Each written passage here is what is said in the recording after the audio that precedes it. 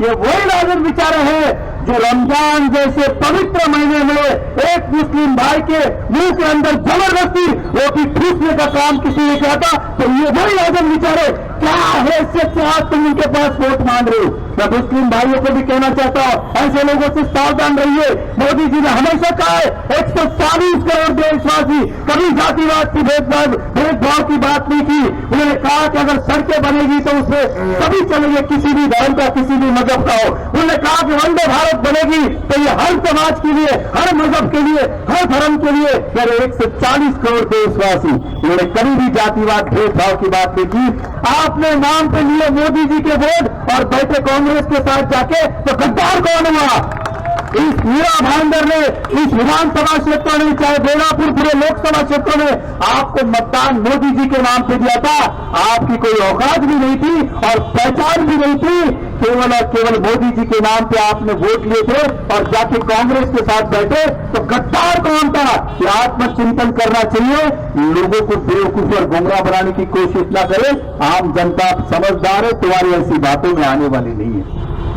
इस शहर के अंदर 5 साल में एक कार्य नहीं उनका। किस बिना पे वो वोट मांग रहे जनता से? और कल तक जिनकी गाली दे रहे थे उनके साथ जाके आज बैठे, उसका जवाब कौन पूछेगा आपसे? ये वही राजन बेचारे हैं। तो आज अगर मेरी बात किसी मुस्लिम भाई तक जाती है तो मैं कहना चाहूंगा, ये वही राजन बेचारे हैं जो रमजान जैसे पवित्र महीने में एक मुस्लिम भाई के मुंह के अंदर जबरदस्ती रोटी ठूसने का काम किसी ने किया था। तो ये वही राजन बेचारे क्या हैसियत से आज तुम उनके पास वोट मांग रहे हो। मैं मुस्लिम भाइयों को भी कहना चाहता हूं, ऐसे लोगों से सावधान रहिए। मोदी जी ने हमेशा कहा है 140 करोड़ देशवासी, कभी जातिवाद की भेदभाव की बात नहीं की। उन्होंने कहा कि अगर सड़कें बनेगी तो उसमें सभी चलेंगे, किसी भी धर्म का, किसी भी मजहब का हो। उन्होंने कहा कि वंदे भारत बनेगी तो ये हर समाज के लिए, हर मजहब के लिए, हर धर्म के लिए। यार 140 करोड़ देशवासी, उन्होंने कभी भी जातिवाद भेदभाव की बात नहीं की। तो आम जनता से कहना चाहता हूं, जो जातिवाद और भेदभाव की बातें आपके दिमाग में घुसा रहे, वो देश के भी शत्रु है और आपके भी उन्नति के शत्रु है। मोदी जी ने हमेशा जो विकास कार्य किया है उसका फायदा मुझे, जितना मुझे हुआ है उतना आपको हुआ है, उतना ही देशवासियों को हुआ है। अगर चाहे वंदे भारत की बात करूं, चाहे सड़क की बात करूं, किसी भी क्षेत्र की बात करूं, तो ये थोड़ी है कि इस सड़क पे पर्टिकुलर ये मजहब का व्यक्ति चलेगा, उस धर्म का व्यक्ति चलेगा। ट्रेन बनेगी तो केवल ये धर्म का व्यक्ति जाएगा, केवल वो जाएगा। इस देश का हर व्यक्ति जाएगा। इस देश में हॉस्पिटल बनेगा, स्कूल बनेगी, कॉलेज बनेगा, मेडिकल कॉलेज बनेगा, तो तमाम देशवासियों के लिए है, किसी मजहब या जाति के लिए नहीं है। मोदी जी ने हमेशा 140 करोड़ देशवासियों का सेवा का लक्ष्य रखा है। अरे मैं तो कहना चाहता हूं, दूसरे देश, दुबई हो, अफगानिस्तान हो, ऐसे देश भी मोदी जी का सम्मान करते, तो क्या उन्हें समझ नहीं है? क्या उन्हें समझ नहीं है कि मोदी जी कौन है और क्या सोचते? मोदी जी ने देश के साथ साथ जब वो दुनिया में रहते किसी देश के अंदर, तो वो अंतर्राष्ट्रीय की बात करते, दुनिया के विकास की बात करते, दुनिया के डेवलपमेंट की बात करते।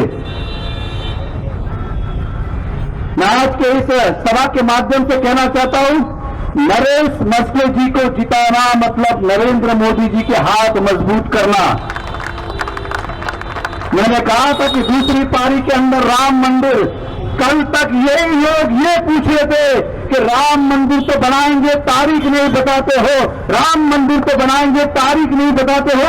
आज जब राम मंदिर बन गया तो तुम्हें दर्शन करने में भी शर्म आ रही है। आज जब राम मंदिर बन गया तो दर्शन करने में भी शर्म आ रही है। ये झूठा अहंकार है। केवल वोटों के लिए अपने भगवान को आपने छोड़ दिया, तो देश और दुनिया को तो आप कभी भी छोड़ सकते हो और हमें सिखाते हो। आज देश का हर व्यक्ति गौरवशाली महसूस कर रहा है अपने आप को। राम लल्ला जी 500 साल के सपना हमारा पूरा हुआ और अयोध्या में विराजित हो रहे, उसको गौरव करने के बदले अलग अलग भाषाओं में बात कर रहे। इसलिए मोदी जी का देश में तीसरी बैटिंग, तीसरी पारी मतलब तीसरे 10 ओवर खेलना भी जरूरी। अभी तो 50 ओवर खेलने, अभी तो तीसरा आ रहा है।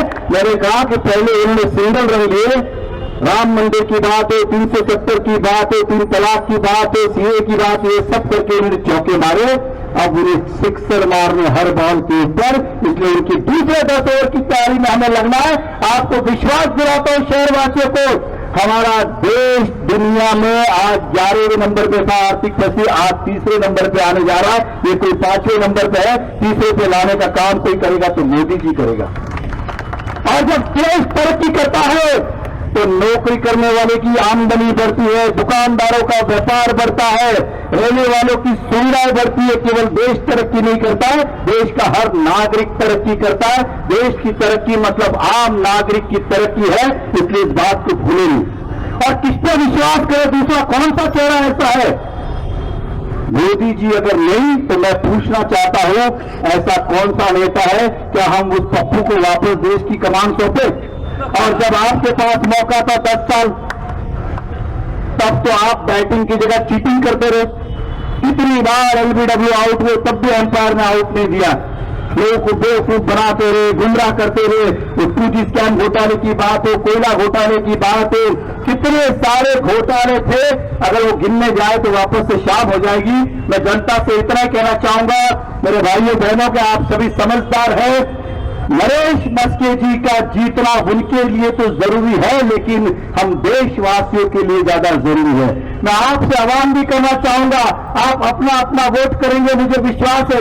अपना वोट करना तो स्वार्थ की बात है, क्योंकि हम मोदी जी को इसलिए वोट कर रहे हैं क्योंकि हमें लगता है कि हमारा भला होगा, लेकिन हमें अपना नहीं तो देश का भला सोचना है। इसलिए अपना वोट तो करें, लेकिन बाकियों को भी कहे कि जनहित और देश हित में मोदी जी को वोट करे। अगर देश को कोई आगे ले जा सकता है तो केवल और केवल नरेंद्र मोदी जी। चाहे मैं देश की सुरक्षा की बात करूं, मैं एम्स हॉस्पिटल की बात करूं, मेडिकल कॉलेज की बात करूं, शिक्षा क्षेत्र में बात करूं, आज आयुष्मान भारत की बात करूं। आज आयुष्मान भारत कार्ड लागू किया गया है, मेडिकल पॉलिसी। ये केवल किसी एक विशेष मजहब या जाति के लिए नहीं है, ये तमाम 140 के देशवासियों के लिए। तो फिर भेदभाव का हुआ, फिर अनदेखा का हुआ, सुविधाएं हम सब लेते हैं और फिर समय आने पर कोसते, ये गलत है, ये अपने आप में अगर पाप है। मैं फिर आपसे कहना चाहूंगा, आपका वोट नरेश मस्के जी को मतलब नरेंद्र मोदी जी को है। इसलिए नरेश मस्के जी को धनुष्य बाण का बटन दबाए और मोदी जी का सपना अब की बार 400 पार का सपना पूरा करे। और विश्वास दिलाता हूं, इस तीसरी इनिंग के अंदर मोदी जी हर बॉल पे सिक्सर मारेंगे। और मोदी जी जैसा व्यक्ति जब करता है तो वो हमेशा ये ख्याल रखता है कि मेरी देश की गौरवता बढ़ी रहे, देश मेरा तरक्की करे। हम विकसित भारत की बात करते हैं, हम विकसित देश की बात करते हैं, हम युवा वर्ग की बात करें, महिलाओं को 50% आरक्षण। आज हर बार पिछले कई सालों से सुनते आ रहे, महिलाओं को आरक्षण देंगे, महिलाओं को आरक्षण मिलना चाहिए, होना चाहिए, लेकिन देने की हिम्मत कोई नहीं करता था। और केवल वो किसी ने की तो नरेंद्र मोदी जी ने की है। अगले चुनाव में क्या पता यहां से महिला उम्मीदवार हो, महिला खासदार हो, और हमें उस बात का अभिमान ही होगा, गर्व भी होगा कि महिलाओं को सम्मान, न्याय की केवल बात नहीं करते, तो न्याय देने का काम भी मोदी जी ने किया है। और आपसे इतना ही कहूंगा, राजन बिचारे जी, मेरे कहने से नहीं, आप कितनी बार उनको मिले या हमारे चैना क्रिक से लेके उत्तम तक चले जाइए, उनका अगर एक काम भी आपको दिखे तो बेशक उनको वोट दे दीजिएगा। वो फेल रहे अपने इसके अंदर। मैंने कहा अगर वो हमारे भी इस बार अगर महायुति के उम्मीदवार होते तब भी उन्हें टिकट नहीं मिलती। मोदी जी बहुत ही सक्षम है, वो केवल वैसे व्यक्ति चाहते हैं जो जनहित का कार्य करे, देश हित का कार्य करे, स्वार्थ का कार्य नहीं करे। तो मैं हमारे बाकी लोगों से कहना चाहता हूं, ये बात को भूलिएगा नहीं, ये वही राजन बिचारे हैं जिन्होंने रमजान के पवित्र महीने के अंदर एक मुस्लिम भाई के रोजा होते हुए जबरदस्ती रोटी ठूसने का काम किसी ने किया था। तो ये वही राजन बिचारे हैं। तो एक दिन का पापी इतना जल्दी पुण्यवान नहीं बन सकता, इस बात को आपको भूलना नहीं है और इतिहास भूलेगा भी नहीं।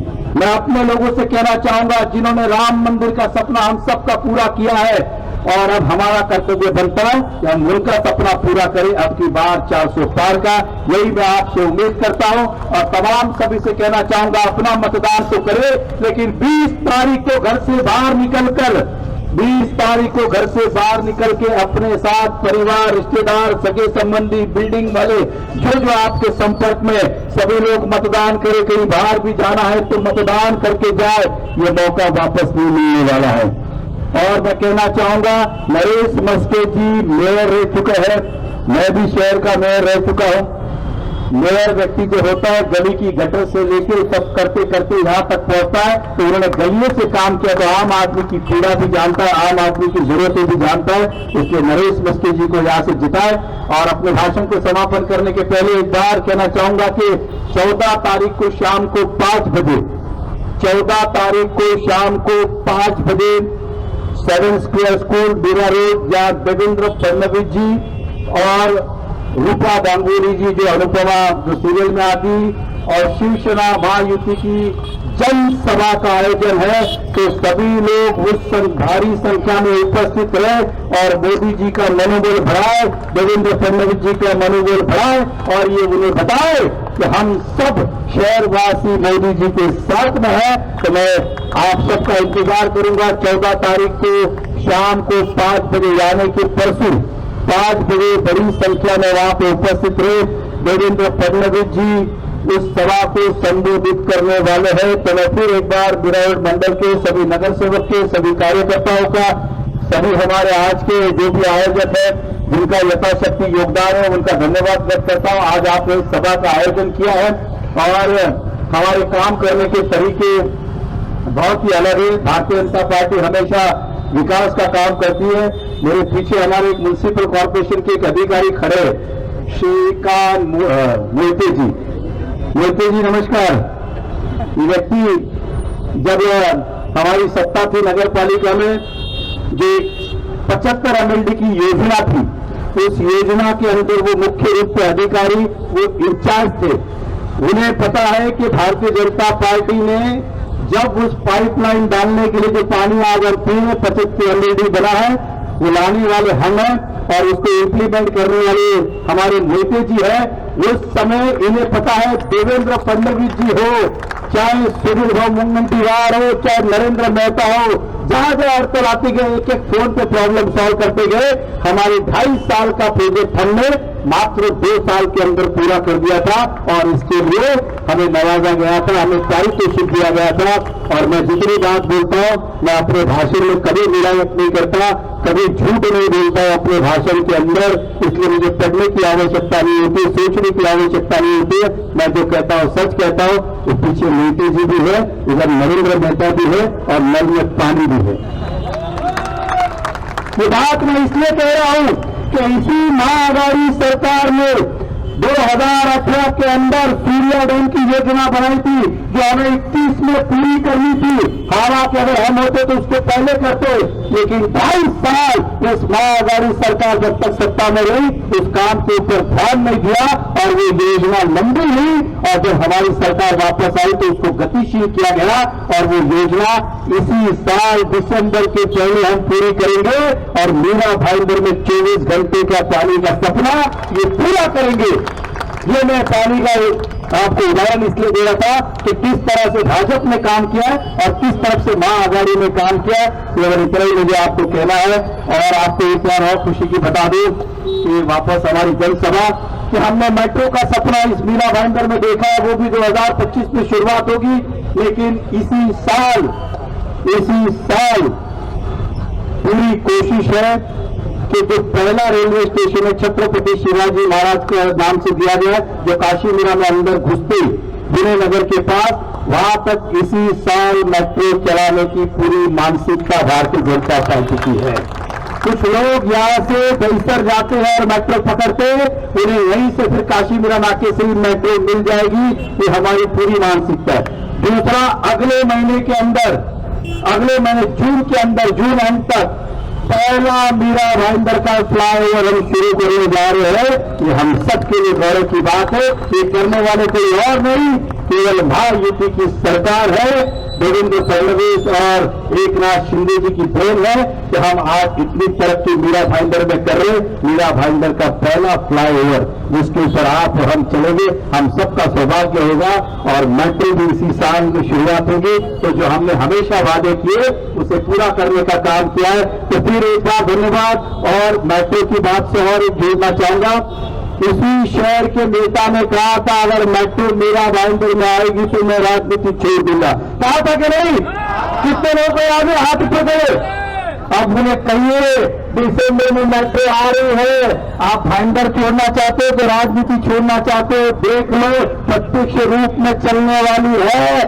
इसलिए भारतीय जनता पार्टी को कभी भी झुकलाए नहीं। भारतीय जनता पार्टी ने हमेशा जो कहा है वो किया है। अब आपका भी फर्ज बनता है, जो कहा है वो करो। कम से कम इतना तो कर ही सकते हो। काम वाम तो आपसे होने वाला नहीं है, लेकिन कम से कम अपने शब्दों से जागरूक रहो, इतना ही बहुत है। तो बहुत बहुत धन्यवाद सभी को। जय हिंद, जय महाराष्ट्र।